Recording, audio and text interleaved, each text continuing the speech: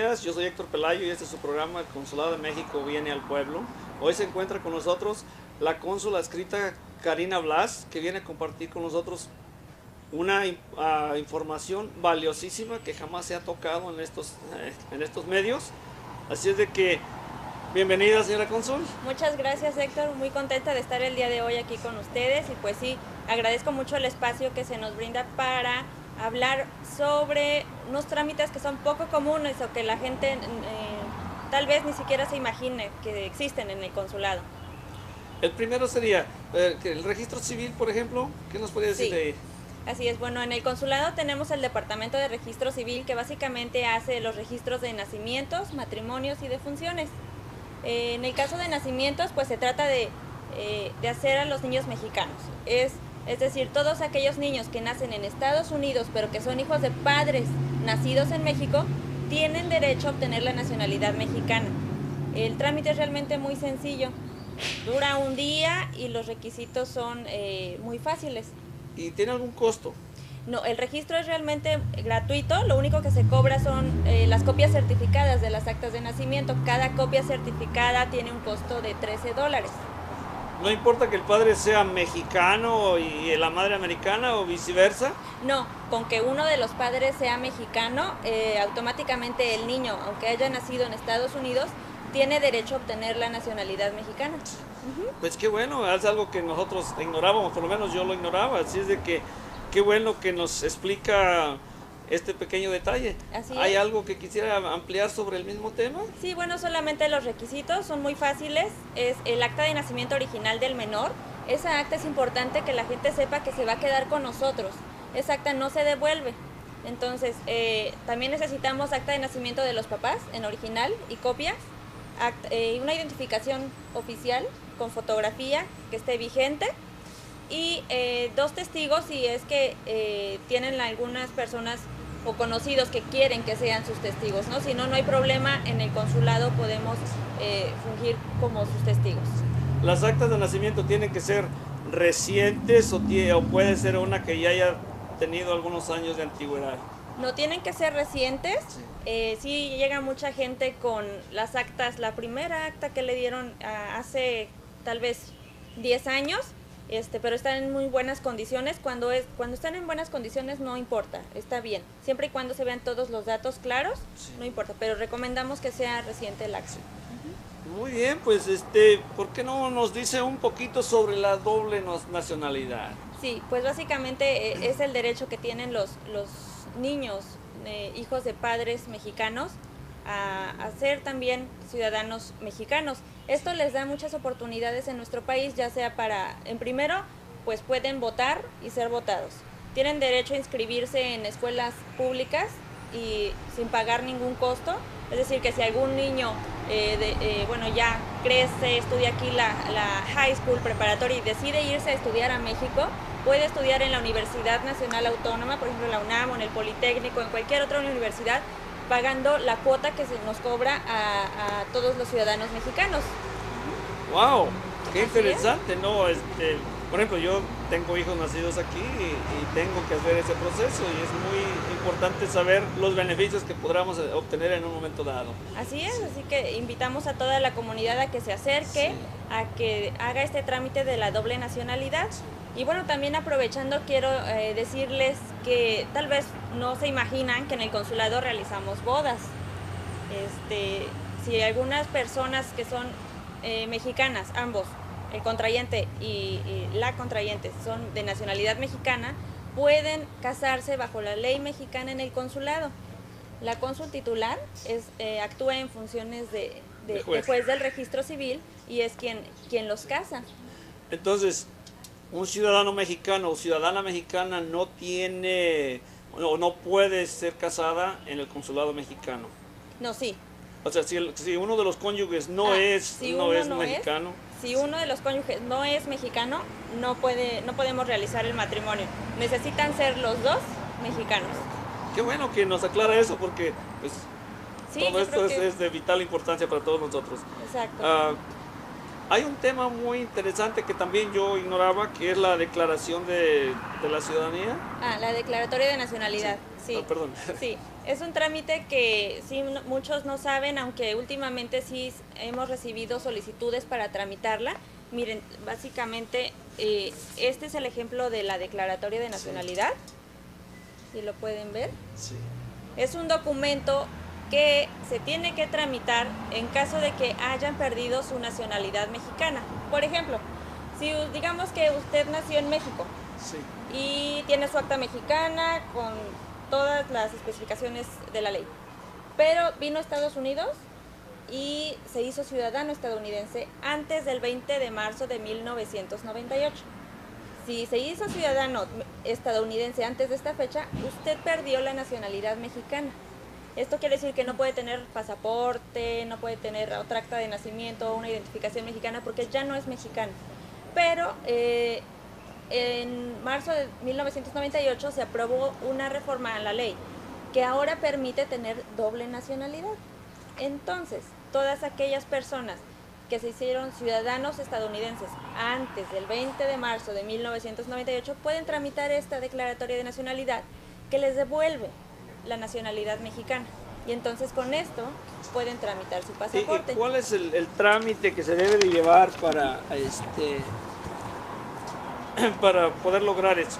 Sí, pues es muy sencillo. Igual tienen que presentar una copia certificada reciente del acta de nacimiento de México, una identificación oficial vigente, su primer pasaporte estadounidense, y si no tienen el pasaporte estadounidense, el primerito que les dieron cuando se hicieron ciudadanos, una copia certificada y apostillada de su certificado de naturalización. ¿Y cuál es el costo de este documento? $15. ¿Es todo lo que nos cuesta? ¿$15? Es todo, $15, el acta, el pasaporte estadounidense y la identificación, y tienen su declaratoria de nacionalidad y con ello la nacionalidad mexicana. O sea, obviamente el pasaporte y todos los demás documentos es un costo adicional, ¿verdad? Sí, así es. El pasaporte, ya cuando tengan su declaratoria de nacionalidad o su acta de nacimiento, que estas son las actas de nacimiento que expide el consulado, que son realmente iguales a las que se expiden en México, ya es el nuevo formato con nuevas medidas de seguridad. Una vez que ya cuenten con su acta de nacimiento o su declaratoria de nacionalidad, pueden tramitar el pasaporte. Aquí los pasaportes tienen un costo de $74 si es por 3 años o de 101 si es por 6 años. Oh, qué bueno. Hay algo más que quería agregar ahí. Cuando uno va y solicita estos documentos, ya automáticamente tiene la doble nacionalidad, ¿verdad? Sí, exactamente.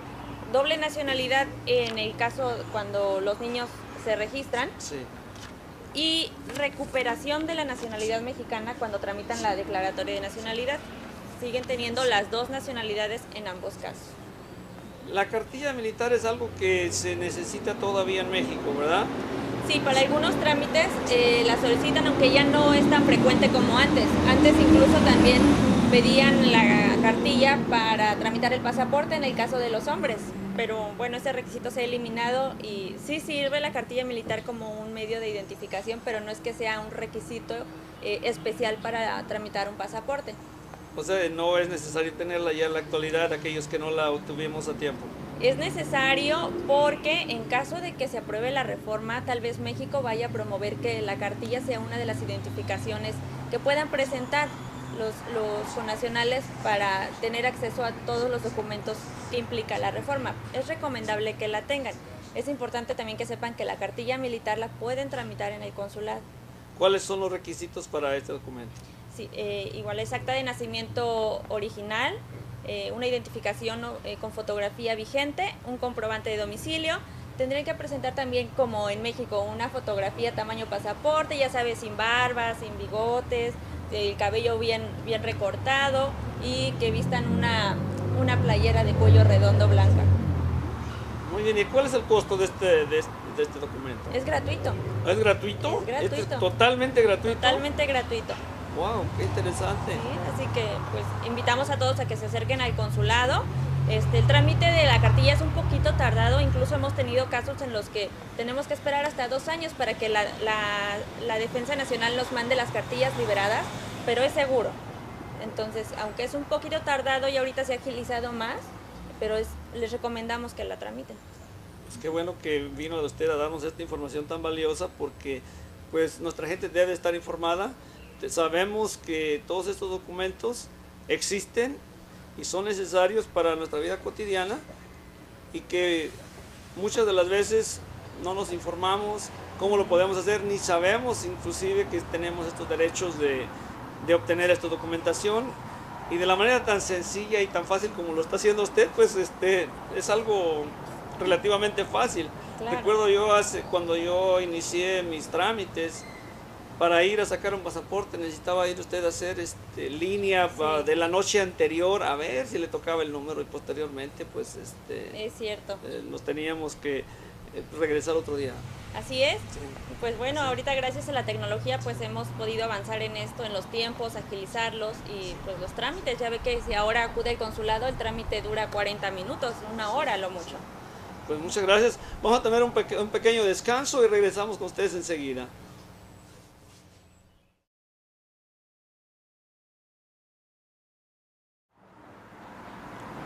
Ya estamos de regreso aquí nuevamente con ustedes y con la cónsul Karina Blas, que nos va a llevar a la siguiente etapa con temas tan interesantes como la supervivencia.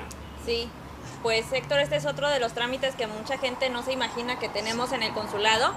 Se trata del certificado de supervivencia. Es este. Este es el documento de un certificado de supervivencia. ¿Quién lo tramita? Todos aquellas personas pensionistas o que, bueno, en sí que reciben una pensión de alguna de las instituciones de seguridad social de México, que puede ser el IMSS, el ISSSTE o el Instituto de la Seguridad Social de las Fuerzas Armadas Mexicanas.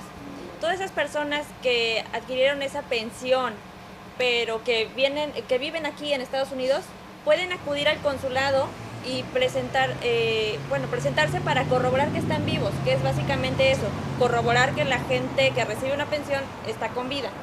Entonces básicamente se presentan cada 6 meses en el consulado, y les expedimos este documento que posteriormente, ya sea ellos o nosotros, debemos enviar a México, al IMSS, al ISSSTE o al ISFAM, para que comprueben su supervivencia y le sigan depositando su cheque de pensión. ¿Tiene algún costo el documento? No, es realmente gratuito, no se necesita tampoco cita para hacerlo, y lo único que les pedimos a las personas son su credencial que los acredita como pensionistas, y otra identificación que puede ser el pasaporte, la matrícula, alguna licencia del estado de California, alguna identificación, algo que tengan con su fotografía. Pues qué bueno, qué buena información, porque a lo mejor tenemos mucha de nuestra gente tiene ese problema normalmente. A lo mejor se les olvida que tienen que hacer ese trámite, y luego no les depositan su dinero, y ahí vienen los problemas. Ahí vienen los problemas, por eso siempre que acuden les decimos, señores, recuerden que les toca regresar al consulado en 6 meses, porque si incumplen, si no lo tramitan, sí, automáticamente se suspende su pago. Hablando de otro tema, por ejemplo, ¿qué nos podría decir de los poderes notariales? ¿Existen en el consulado? Sí, de hecho es uno de los departamentos más concurridos, el de Fe Pública. Los poderes notariales son un documento a través del cual una persona que vive aquí en Estados Unidos autoriza a otra que vive en México a realizar algún encargo, alguna tarea, o que lo represente en algún juicio, por ejemplo. Es importante que sepa la gente que tenemos 2 tipos de poderes, los generales y los especiales. Los generales sirven para una cantidad indeterminada de trámites, como por ejemplo divorcios o correcciones de actas de nacimiento, o cuando la gente quiere vender, ceder o cambiar nombre de títulos de propiedad. También esos son los poderes generales. Y los especiales son poderes que son únicamente para una tarea en particular. Si es, por ejemplo, para administrar una cuenta de banco que usted tenga en México, la persona a quien usted le otorgue el poder puede nada más hacer uso o manejar esa cuenta. Si usted tiene 4, pero solo le da el poder para uno, solamente va a ser para uno. En cambio, si hiciera un poder general y usted tiene 4 cuentas, él podría manejar las 4 cuentas de usted, por ejemplo. El especial es más cuidadoso. Mire qué bueno saber todo esto. Entonces tenemos poderes de diferentes, tenemos 2, por ejemplo. Ahora sí, digamos, también sé que el consulado tiene el servicio de protección ciudadana. Sí, así es. Es todo un departamento, es el Departamento de Protección a Mexicanos en el Exterior y es uno de los departamentos más ocupados. Diario recibimos casos pues muy tristes, por eso se llama protección, desde fallecimientos, casos de violencia doméstica o casos de repatriación, de indigencia de nuestros connacionales que viven aquí pero que ya no tienen pues no cuentan con los recursos para seguir viviendo aquí. También tenemos pues otros servicios como asesorías con abogados gratuitas, búsqueda de connacionales. Fíjese que hemos recibido a personas que dicen, bueno, es que mi primo, mi sobrino venía de México, iba a cruzar por Tijuana, pero hace 2 semanas que no sabemos de él. Entonces lo que hacemos nosotros en el consulado es contactarnos con las autoridades en la frontera del lado de Estados Unidos, por ejemplo nuestro consulado en San Diego, y las autoridades migratorias para que nos indiquen si es que la persona pues fue detenida, en dónde está, si fue deportada, si está en un albergue, cualquier registro que tengan, y de esa manera nosotros apoyamos a los connacionales que solicitan la información. Entonces, en caso, por ejemplo, que alguien fallezca en el camino, ustedes hacen la investigación correspondiente. Así es. De hecho, cuando se encuentra algún fallecido durante el cruce, nuestros consulados que están en la frontera inmediatamente avisan a todos los consulados de Estados Unidos y a México para que en caso de que se presente alguna persona y que diga que algún familiar iba cruzando pero no saben de él, podamos nosotros saber con las características que da la persona aquí, con las características que da el consulado o las autoridades migratorias allá, si se trata de la misma persona. Y es así como hemos podido localizar algunos connacionales. Sí, normalmente se escucha, ¿no? Pues que salieron 2 o 3 de X lugar y luego no llegaron. Así es. ¿Y dónde quedaron? Nadie sabe. Sí, lamentablemente pues son casos, digamos, muy tristes, muy lamentables, pero en otras ocasiones se localizan y las personas ya están, digamos, en el este de Estados Unidos, o porque ya los localizamos en el registro de mexicanos que tenemos. Digo, algunas veces son casos de éxito y otras pues sí son casos lamentables, ¿no? Al igual, el consulado también apoya a los connacionales en casos de traslado de ataúdes y cosas de esas. Sí, también es otro de los trámites que hacemos en el consulado, particularmente en el Departamento de Protección, el traslado de restos o traslado de cadáver. Lo que hacemos es apoyar económicamente a todas aquellas personas que no cuentan con recursos para realizar este traslado. Si la gente es que desea que su familiar pues se lleve a México para ser enterrado, los apoyamos de esta forma, y también tramitamos los permisos, porque este trámite incluye un visado a un certificado de tránsito de cadáver, así se llama, y un visado a un certificado de embalsamamiento del cuerpo. Estos documentos son expedidos aquí por la autoridad local, principalmente el Departamento de Salud del condado que corresponda, y ellos a través de las funerarias aquí nos hacen llegar estos documentos para que nosotros le pongamos el sello del consulado y que puedan hacer el tránsito sin ningún problema. ¿Hay un límite monetario en cuanto al apoyo de parte del consulado para los dolientes familiares? Sí, desafortunadamente hay un límite y son alrededor de $2,200. Básicamente se trata de un traslado con los servicios básicos, no incluye, digamos, servicios de velación aquí o alguna ceremonia religiosa o flores, no, básicamente es el traslado de los restos. Es el ataúd y el traslado. Ataúd, exactamente, el ataúd y el traslado. En caso de que, por ejemplo, nuestros connacionales no cuenten con los recursos, digamos que la persona era de Oaxaca y se quiere ir a Oaxaca, nosotros no podemos llevarlos directamente hasta Oaxaca, pero sí los podemos conectar con las casas de los migrantes, de apoyo al migrante de los estados, y ellos les apoyan para llegar hasta su lugar de origen. Nosotros básicamente enviamos los restos a Guadalajara, Ciudad de México, Monterrey, digamos, ciudades específicas, y ya si hay que hacer un traslado mayor, nos apoyamos con las casas de los migrantes. Qué bueno saber todo esto, porque desafortunadamente pues eso es muy común que pase en nuestra gente. Sí. Además, ¿qué pasa cuando fallece alguien aquí y hay familiares allá que no tienen documentación y que quieren venir a pasar los últimos instantes con el fallecido o la fallecida? Sí. ¿Cómo apoya el consulado para conseguirles visas humanitarias a estas personas para que puedan ser trasladadas aquí?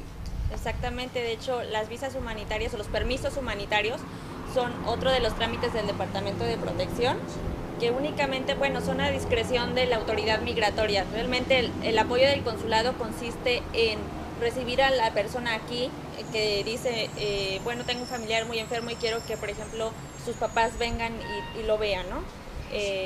Nosotros los contactamos con nuestro consulado en San Diego, que es el consulado de frontera más cercano, y el consulado de San Diego da la notificación a las autoridades migratorias ahí mismo, y lo que tienen que hacer las personas de México que van a viajar es presentarse, llegar ahí al punto de entrada en la frontera y decir que necesitan un permiso humanitario y explicar las razones, ya sea que porque tienen a un familiar enfermo y que está a punto de fallecer, o cualquier otra cuestión que amerite ser un permiso humanitario, y básicamente las autoridades migratorias son las que deciden. ¿Hay alguna información específica que ellos deban demostrar al Servicio de Migración para que puedan comprobar en realidad que sí es necesario o justificado la visita? El permiso, sí. Pues ellos están avisados por nuestro consulado, pero sí es importante que la gente que viene de México lleve consigo, por ejemplo, la carta del médico que de aquí les expide el hospital diciendo las condiciones del familiar enfermo. Eso les ayudaría muchísimo porque lo están probando. No, pues qué bueno, mire, toda esta información nuestra gente pues le va a servir muchísimo, porque ya saben, si tenemos algún problema de esta índole, acerquémonos al consulado para que nos informen qué podemos hacer y no nada más correr nosotros mismos a la frontera y decir, ¿sabes qué? Viene mi familiar, quiero que pase porque mi familiar estaba en X condiciones, está en estado de gravedad. Entonces, asesórense por favor para que puedan tener esa información clave para hacer las cosas bien. Así es. Hay otro tema que rara vez se escucha, que es el tema del exhorto. Ah, claro que sí. Es un tema que para muchos es un poquito escabroso, podría decirse de alguna manera, sí. Pero según tengo entendido, pues el consulado es únicamente un medio de información de derechos para el afectado en esta ocasión. ¿Qué nos podría decir al respecto? Así es, Héctor. Pues también para nosotros en el consulado, cuando recibimos los exhortos, pues es así como complicado, ¿no? Porque un exhorto es un documento que envía una autoridad mexicana, básicamente un juez, y se trata de una demanda. Entonces, en esos documentos nos piden a nosotros, consulado, que vayamos al lugar, al domicilio de la persona demandada y le hagamos entrega de los documentos de la demanda. Entonces, hemos tenido casos en los que vamos y buscamos a la persona y la persona piensa que el consulado es la policía o que el consulado es quien los quiere llevar a la policía, y pues no, y se molestan o no nos reciben los documentos. Pero es importante que sepan que es mejor, que es recomendable que los acepten, porque así ustedes se dan cuenta de lo que está sucediendo en México y de los derechos que tienen. En este caso, pues a contestar esa demanda y probar todo lo que sea a su favor. Normalmente cuando nos llegan exhortos son básicamente por solicitudes de divorcio o cuestiones de sucesiones testamentarias o intestamentarias, ¿no? Digamos que se están peleando los terrenos en una familia o cosas así. Pero es importante que nuestra comunidad sepa que no somos la policía, no queremos ni llevarlos a la policía ni nada. No se espanten, solamente reciban los documentos y infórmense de lo que está ocurriendo en México y de lo que una autoridad de México les está solicitando, porque así tienen el derecho a contestar esa demanda y a probar todo lo que sea a su favor. Ellos pueden contestar la demanda a través del consulado o tienen que hacerlo en particular directamente con las autoridades que los están reclamando. Sí, Bueno, cuando nosotros les damos su copia de la demanda, también les indicamos que tienen que buscar un abogado. Realmente es un trámite que ellos tienen que hacer, pero el consulado les ofrece una asesoría gratuita con alguno de nuestros abogados consultores.